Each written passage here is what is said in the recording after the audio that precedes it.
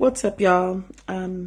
It felt important to me to get on here and at least just, share a message of solidarity and deep heart alignment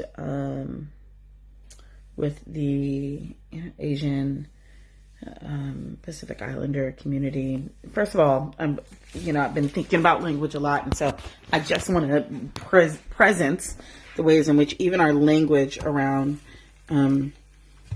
Asian identity and community is so flattening and so erasing and so minimizing, and keeps us from actually understanding the nuances of a vast number of human beings and their experience. And I just want to name that as, part of the problem, right? Part of the problem is this erasure, right? And when we erase people, it's easy to dehumanize them. And when we dehumanize folks, it makes it really easy to create an atmosphere where it's totally okay to kill them. And that, I think, is one of the things we're absolutely seeing and experiencing inside of this increase of violence towards Asian folks. I don't want to name that. I want to say it's fucked up. And I want to say that, white supremacist delusion will target anything and will look for any place to direct its ire other than at itself. And it's a death cult, and it'll kill everybody if it feels like it's losing power, and ultimately it'll kill itself because it's unsustainable, it's parasitic.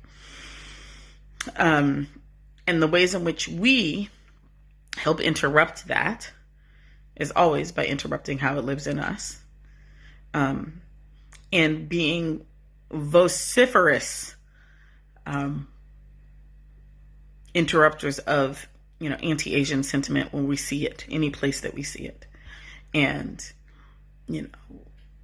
and recognizing that all of the issues we even have inside of our own communities, and across, interracial communities, are issues born out of white supremacist delusion. That we didn't have no beef with each other until white supremacist delusion entered all of our lives and created dynamics of enemy. So the shared enemy is white supremacist delusion. And the best way to defeat that is to continue to be vehement in our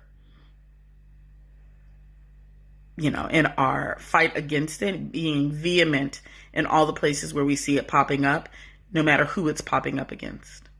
All the places where we see it, we need to be naming it, calling it what it is, and doing our best to interrupt it.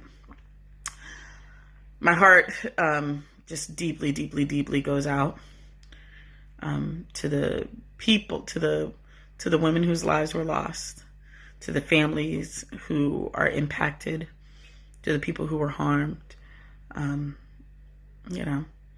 to the U.S., which is, a breeding ground for this kind of grotesque violence, and there's so many people who are there fighting against it.